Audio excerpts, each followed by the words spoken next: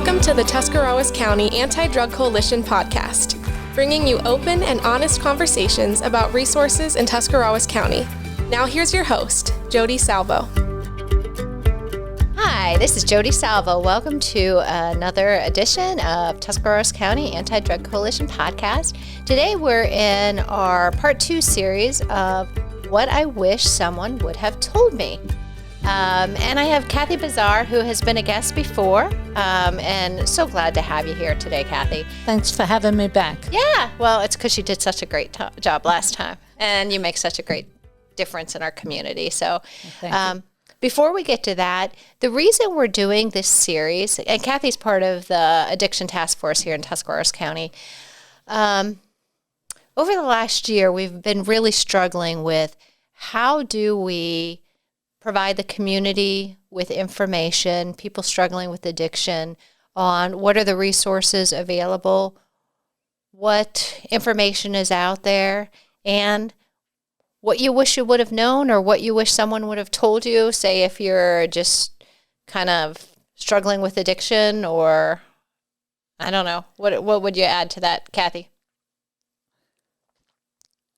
I go back to like when I was younger. Okay. Like what someone would have told me back then. Okay. What I was feeling and going through. Okay, very good. Yeah. So that's going to guide our conversation today. Before we get started, though, Kathy, tell us a little bit about your role here in the community. Well, I've been asked to be a crisis peer response person. Okay. Due And to the that is? pandemic, I have not been able to be out in the community as much as I would like. However, I've had a PO reach out to me to speak with somebody who's relapsing, but they don't have any program that they're working on. I go to the jail now once a week and speak nice. with the inmates, and we just talk about addictions and how we felt and the stuff we've gone through in our lives, but how there is help out there. And I like to convey to people is that you're not alone. I just don't want people to feel as though they're alone and there's nobody out here who understands them and wants to help them. So you have a very unique job or position. Tell us about the parameters of what you can do. I could go to the hospitals if there's an overdose. Okay. And that person says, yes, I want help. I can go over there and talk to them, give them the options. I can, the police department, they could call me if they had somebody who wants help. And you go out with a quick response team as well, correct? Yes, I also do that. That's for the people who overdose. We go out and see them. I go every other week. But this here is like right on the spot if I can do it. Okay. I'm hoping to get involved more in the jails as well, the courts. Okay. And be able to, like if a judge is like, they're not going into a program, but here, just talk to this person. Okay. See what your options are. But like I said, I'm pretty limited now, Well, you even helped out with the coalition, Anti-Drug Coalition Addiction Task Force, that we want to provide information over the holidays at the community food programs. Yes. I went to the food bank, and we have a magnet out that's really awesome that has all information for Tuscarawas County where people can get help. And I'll tell you, that, for me, brought me back. Okay. There were a lot of families. I mean, they would pull up and you're like, I don't even know how your car started, and it was pretty humbling. And it was, 350 cars just for that one night. Yeah. A lot of people out there. Oh, a lot of people out there struggling. A lot of people. And even people, I had this one poor lady explaining herself to me, and I was like, you don't have to explain yourself to me, because her husband lost her job during this. They have 2 mortgages. They have cars, boats. And I said, please, don't explain yourself. You do not have to explain yourself to me. So there's even people who are on a higher scale that are struggling. It's not just, low income. Right. And I think the pandemic has been a leveler of all things. Oh. Yes. Kind of Yes. just shows how difficult things can come anybody's way at any time and change your life on a dime. Oh, yeah. So I just wanted to bring that out. Your position allows you to meet people wherever they're at. Yes, and they don't have to be affiliated. I work for, OhioGuidestone. We don't have to be affiliated. Okay. It could be anybody. And I say that because if someone's listening and, this series we're going to do really is to have a lot of conversation, but also to point people into starting points. But if someone's still not even ready for the starting points where we're saying, call the Adams board, go to this agency, they can contact you. Yes, they can contact me. And it could be someone just willing to speak, kind of. I had someone call me. Okay. And she actually got my phone number from a gentleman in IOP. Okay. He said, call her. She'll talk to you. Nice. Yes. Nice. And then I set her up. She went for counseling. And so if someone would want to get a hold of Kathy, because what you'll find if you hadn't listened to her on the previous podcast, she's just fun to talk to, but easy to talk to, and has a really just compassionate, loving heart with also a lot of experience over the years. Yes. From her own addiction to helping people. Yes. So they can reach you how? They could call me. Okay. I always have to stop and think about this telephone number. Is it Ohio Guidestone? Yeah, it's Ohio Guidestone, but I have a cell phone that's out there. My card's out there. I have a flyer out there for peer crisis response. And my phone number is 216-317-9167. Okay, perfect. Thanks for sharing that with us. So, Kathy, let us just start with the premise of the series, what I wish someone would have told me. And I think you indicated when you first started talking, does that take you back in time? Oh, yes, it definitely takes me back in time. Because I always say this when I tell my story, and people say, yeah, I felt the same way. Okay. Felt like I never fit in. But I didn't share that. I didn't know how to express that when I was a kid. So what ages are you talking that you realized I'm talking young, like first grade, second grade. I just always felt on the outside looking in. Okay. And when you say that, and so many people say to me, I felt the same way. It's just something that wasn't discussed. Okay. Because how do you relay that when you're a kid? So do you think if you had that conversation when you were younger and said, I just don't feel in, and someone made that a normalized thing, it might have set a little bit better with you? Or do you? Oh, yeah. Okay. So that I would have felt, I always kid around and say, Abby normal. I get that from Young Frankenstein. But anyway, I would have felt a part of. Okay. I even compared myself to my siblings. Okay. And I always thought they were smarter than me, did better than me. They had their act together better than me, and had no idea what they were going through their own stuff. But I didn't see that. When I walk around my neighborhood and would look into the windows of houses and say, wow, is that how life really is? So this is something you thought about a lot. Oh, I thought about a lot when I was a kid. Because I'm 12 years old and I'm walking the streets at night, Now, was that because of what was going on in the family at the time? Yes, we call it our unsupervised days. Okay. And yes, because I was living with my father at the time. And there was no curfew. So I would sit out on the curb. I would walk around, and because I didn't have anybody to hang out with at that time. They were all home where they should have been. Okay. So yeah. So Dad was raising how many kids? At that particular time, I believe there was 5 of us. Okay. And then it was 4, and then so he had his hands full. Yeah. Yeah, he had his hands full. Oh. I say it like that because he was. I loved him. He was a good guy. Okay. But he couldn't handle responsibility, so he expected us to do what we were told, and that was it. Yeah. There was no discipline until he blew. Probably no real parenting happening. No, there was you no. You were figuring it out. Oh, yeah. It was like, yeah. Okay. So one of the things you said already that I'm just going to kind of jump off on is OhioGuidestone has a prevention department that provides school-based prevention education. And it really starts in most districts around 4th grade. Yes. This year in one of the districts, we're really working with kindergarten, 1st and 2nd. And if you're a parent and you have a child in that program, you will get newsletters after every time a facilitator works with your young person, and you'll hear, talk to your kid, talk to your kid, talk to your kid. Here's how to talk to your kid on these issues.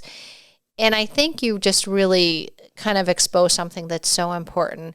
Our kids need to learn how to express feelings, have conversations about those things they're thinking about. And it makes me think every time we do a lesson on alcohol use for 4th graders, I cannot tell you the immediate response we have from a 4th grader is they worry about their parents drinking. Now, it's legal for an adult to consume alcohol, but their little brains just don't know what to do with that because they might view alcohol is bad, or, there's a lot of perceptions that they have in their little heads around alcohol, and then they worry about their parents. So, we just encourage adults, have conversations on this issue with your kids, and here's some talking points. Here's some appropriate age-appropriate conversations. And what it does, it allows those kids to stop worrying or focusing on those things that they just need to have conversation around.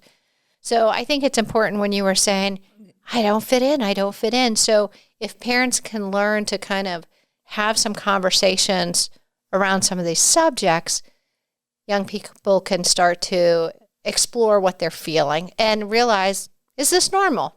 Or maybe this might not be, and maybe we might need to go get an assessment or, work with a counselor or something.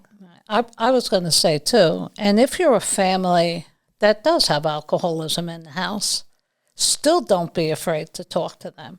Because I worried, the period of years that I lived with my father, I'm 9 years old, and I'm not going to sleep because I know he's going to fall asleep with a cigarette in his hand. Okay. And it's get the pot of water, throw it on the mattress. A 9-year-old shouldn't be worried about that. Sure. But it became normal for me that I worried about that, and we never discussed it. We never discussed it. I just would know it, and that, you know what I'm saying? And that's the stuff. So that's the stuff I wish somebody would have said to me. If he would have even said, I know I shouldn't drink and go to bed and have a cigarette in my hand. But when you're in denial about your use, sure, it's hard, I mean, he used to say he drank to go to sleep. He was all upset over the divorce. Okay. So you end up feeling sorry for the guy. You know what I'm saying? Right. But like I say, as a kid, I wish those kind of things would have happened. There was such a stigma on being an alcoholic. Okay. Back, I'm older, but probably even today because people are hiding it. Sure. They're ashamed of themselves. That's the stuff I wish you would know, still talk to your kids about it anyway, because they do worry. They take on that parental role. They really do. Yes. And I did that. I certainly did that. And then when I went to go live with my mother, when I was 14 or 15, then I did the other role of making, emotionally, she was okay. She didn't drink, but I had the other because of the guilt and shame she was feeling of not taking us kids and all that stuff. And and as you get older, you see that stuff, but that was the stuff. Or even as I was young, to know that alcohol is a disease, that because of how it was rampant on both sides of my family, that if I drink, I'm going to become one of them. But you don't know that. Did you not hear that until after? Yeah. Oh, yeah.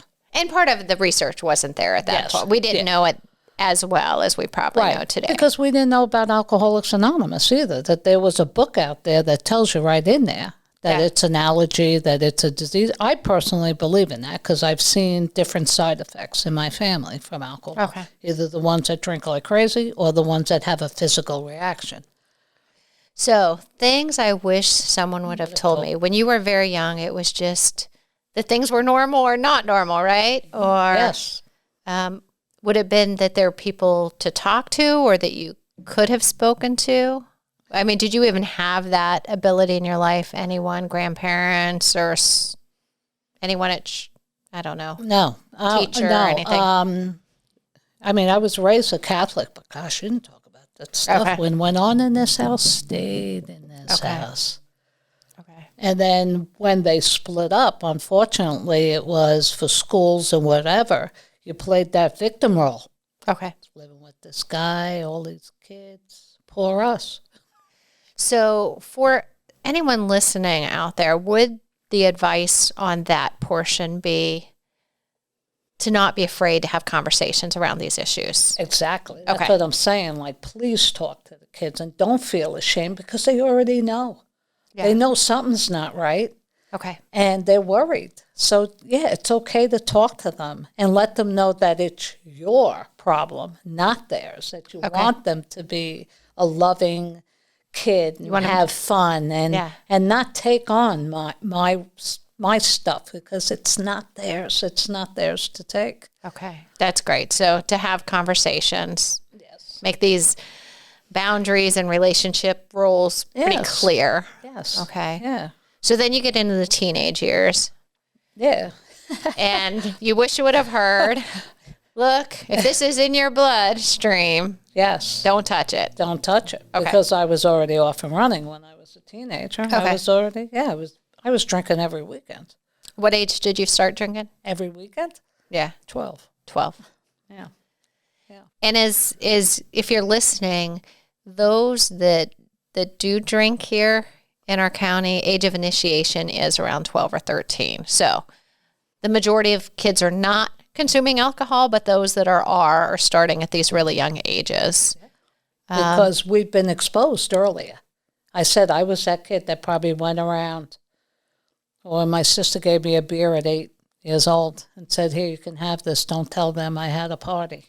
Yeah, and your story, like you kind of blacked out on that very first time, right? Or you not with that one can when I was drinking out of a pitcher of beer. Yeah, I had a blackout. I was 8 years old. That's 8 years old. Crazy. Yeah. That's crazy. You look at an 8-year-old today, I'm like, when my daughter turned 8, I remember going, oh my goodness. Oh my God. At 9, you start experimenting with cigarettes. So things you wish people would have told you is if it's biological, it's probably in your system or there's a good chance. The younger you start, the greater chance of addiction. And the worse it will get. The worse it will get. And that's why we lose so many young people to this disease, because we don't stop at alcohol. Yeah. We don't stop at alcohol because that hole gets bigger and bigger. And if you don't understand it, so it's almost like if families would get educated so they can tell their loved ones, their young ones, like, we love you, but look at, this is what you need to do for you because, it's sad. It's just sad. Like I said, because the more we use, the worse we feel. And then people say, but if you love me, if you love your kids, if you love, has nothing to do with love. It has nothing to do with love. We do it because we have an addiction. Now, I know you work with people that are using. Yeah. Do you ever hear, because I'm getting this more and more from like that 20-something age group, they're smoking pot to feel better. And I keep trying to say, look, as soon as you start using substances to feel better, quickly, that shifts on you. Do you? Of course. But it's like drinking. Drinking's legal. Yeah. And now that they're making, cannabis legal, they'll say, and I remember doing this, it's not as bad as, it's not as bad. I'm not doing my I hear that conversation all the time. I'm not doing my drug of choice. this alcoholic addict, I cannot smoke pot because I'll want more. Eventually, I'm going to want more. I know that. I know that about myself. And they do too. Okay. Because even I've had clients who said, I smoked, or they took some legal stuff, like kratom. Yeah. And then they said, but then I drank. I said, yes. Kind of how that happens. Kind of how that happens. That's what goes on. But at a young age, they don't believe it because they're not being educated on it. No one's saying, no one's talking. Yeah. And I always say we can provide a lot of education in the schools, but that's only one area, and it really needs to come from family. It needs to come from the home. Yeah, it really does. Come from the home. But like I say, if it's in the home, just please don't feel that guilt, shame, and remorse. Because we have that problem of feeling that way, and then we don't talk about it. But kids need to hear it. Teenagers need to hear it. Or young adults need to hear it. And I think this generation really just wants us to be authentic. And they've seen so much on TV and movies and music videos. There's nothing we're going to tell them that they probably haven't seen. And like you said, they know something's wrong already. So you still have that ability, even if you're in an active addiction, to say, I don't want this for you. Or, this is not the life I would have chosen for myself, but I'm addicted. And you can probably even say, and this kind of what took me down this path, correct? Yeah, okay. This is right. Because no one talked to me.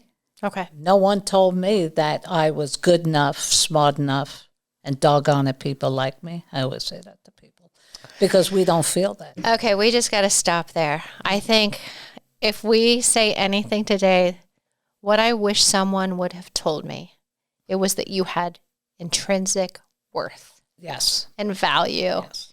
And Kathy was perfectly made at a young age. Do we mess up? Do we screw up from time to time? Absolutely. But you were designed in a way that you bring joy and laughter, and you're great at relationships, and you needed to hear that. Yes. Yes. Yes.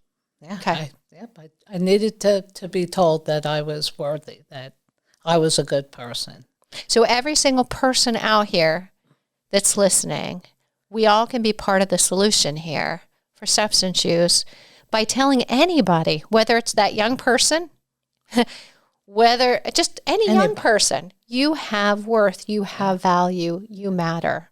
And I'll tell you, in the midst of this pandemic, we see more suicide attempts at all age groups. So this isn't just for our young people. I think this is for all of us. We need to acknowledge, hey, thank you for what you said or what you did or the work you're doing. Mm-hmm. So I think we just hit the big takeaway. What we wish someone would have told us is that we have worth and value. Yes. No matter what. No matter what. No matter what. I think we can kind of wrap up on this one. Yes. Yes. Yes. Well, like I said, thank you for having me again. It's always a pleasure. Well, Kathy, and for our listeners, we're going to continue to bring you in and out of our podcast on this particular segment because we're going to have young people, we're going to have older people, different viewpoints in addiction treatment, because I think there's so much around what I wish someone would have told me to just educate our community and help people and families get the resources that are out there that can help. So we're going to bring you back in and out just because you have a neat role in the community and you're well connected in the recovery community. So I thank you for coming. And I hope people remember, talk and acknowledge people's worth. And what else? Anything else you want to wrap up on? And if you're struggling, you have worth as well. And people do care about you. And you don't have to live that way. And you're not alone. Just reach out. Amen. Very fun. Kathy, thanks again for coming. And listeners, thanks for sticking with us, and we'll see you next week.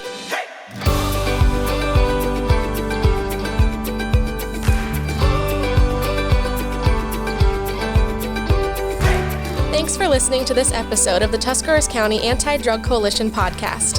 Please follow us on Facebook and visit our website at adctusk.org.